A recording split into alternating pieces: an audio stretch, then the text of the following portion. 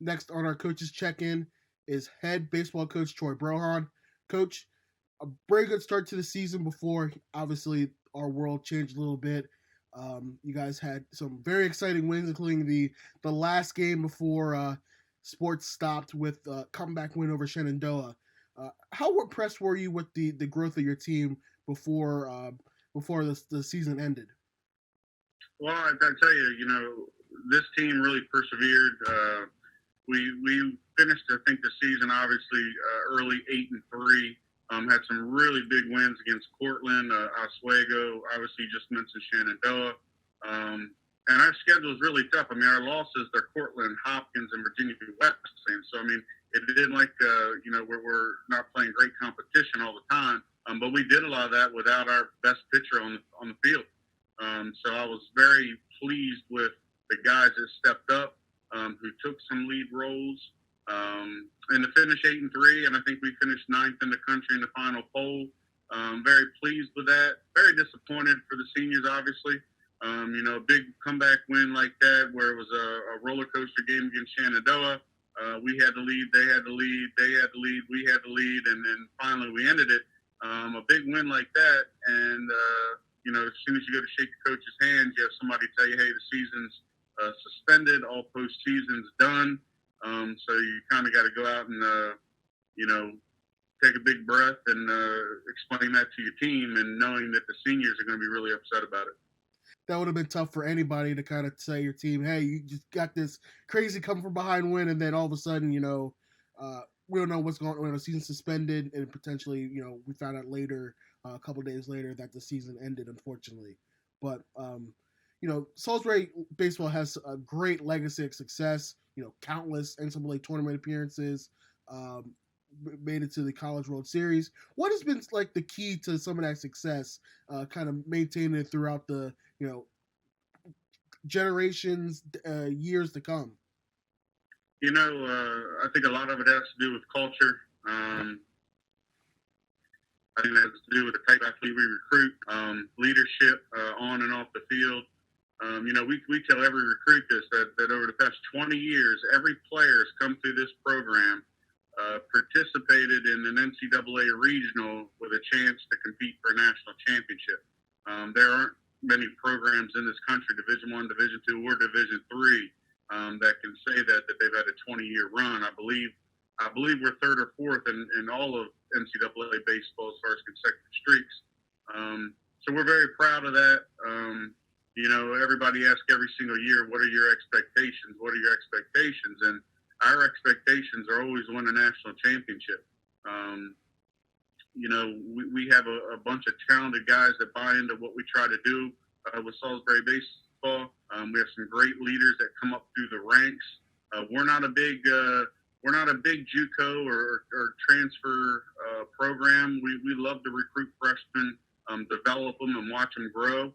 Now we will recruit JUCOs and transfers to fill voids that we may be missing with those younger guys. But we only bring in guys that we think can make an impact immediately that route. So again, a lot of tradition here. Every recruit that comes in my office hears about it, and we're very proud of it. You just mentioned briefly, you'd like to develop your players along and watch them grow throughout their 4 years in a Salisbury uniform. When you're on the road recruiting, what are some of the keys that you look for in bringing someone into your team? Well, it depends. I mean, for me, baseball IQ is very, very important to me. You can tell when a player knows what they're doing, how to play the game of baseball, whether it's moving a guy over, when to sacrifice, where to be on a defensive play, something like that.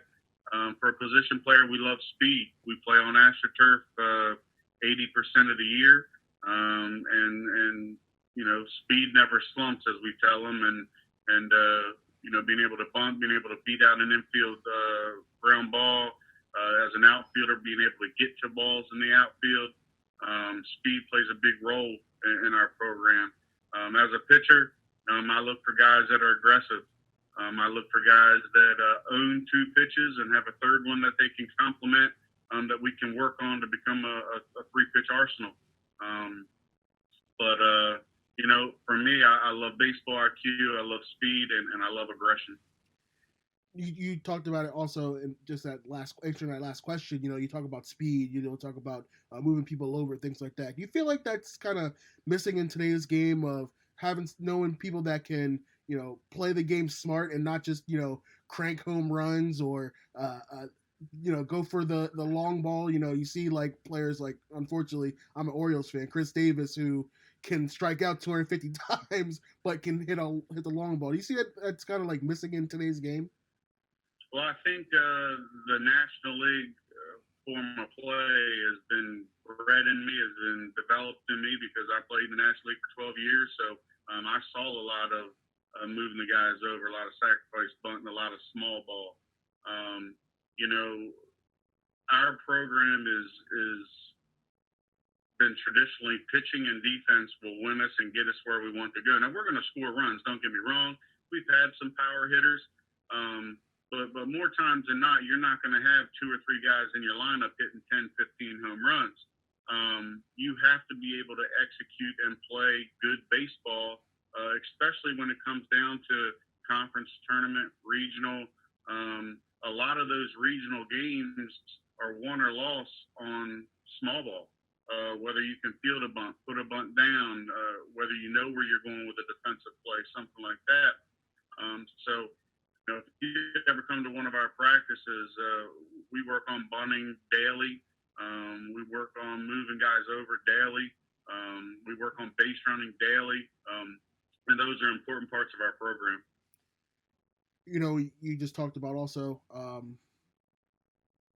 with being prepared for the conference tournament, NCAA playoffs, is making sure that schedule is tough in the beginning of the year important into making sure the team is prepared for the later part of the year? Well, there's two ways to look at it. There are some teams that like to play a really easy schedule very early to get their team acclimated, and you get to start out 10-0 and maybe get a national ranking or something like that. I'm the flip side of that. I like to see where my team is. My coaching staff, we like to see where our team is early in the year so we can make those adjustments. I feel like the stronger a schedule you play, the more it prepares your players, the more it toughens your players for stretches later on in the season. So you'll never see, as long as I'm the head coach, you'll never see us playing an easy schedule early on. We had 11 games, 2 against Cortland, Hopkins, Oswego, Virginia Wesley, and Shenandoah. I mean, that's just to name 6 of them. We had, when the season got canceled, we had 2 against Penn State Harrisburg coming up. So I think to push your players to have practices that are, dictated towards the strength of your schedule, I think is very, very important. Let's switch gears a little bit. During this time away from campus, people were staying at home. How were you and your staff able to stay connected with the team during the year, during the time away from campus? Well, it's been new to all of us, to be honest with you. My first concern when this season was over was making sure the seniors were all right once the season was canceled, and then the NCAA came out with the extra year of eligibility, the blanket year, so everybody comes back with that extra year. So then our next order of business was to reach out to all the seniors and to see who was interested in coming back, who wanted to come back, or who was moving on in life to get that job and use their education. So that was first and foremost. We had to randomly do grade checks. We do an end of year exit meeting with all the guys. So we talked about how important it was to stay on top of their online learning. We just did grade checks last week. Probably I was very, very impressed, minus 1 or 2 guys. Probably the best GPA the baseball team's had since I've been here. So very, very impressed with the way they handled the situation. And from now on, we're putting together workout programs for the summer. We're putting together throwing programs for the pitchers. I know a lot of baseball leagues have been canceled. Some are pushed back. So guys that are in leagues that are canceled. We're trying to move them to different leagues, and it's quite a mess. But I'm not the only one dealing with it. And some guys are going to have a long summer of long tossing and not much competition if we can't get them in the league, which is pretty unheard of for guys in our program. But on the flip side of that, I'll look at the glass as half full. They'll get a lot of rest and be ready to go with a little chip on the shoulder when they come back in the fall. I'm sure everybody's ready to go back in the fall. Thank you for taking the time to talk to us, Coach, and look forward to seeing you guys next spring. All right, I appreciate it. Thank you. Go Gulls.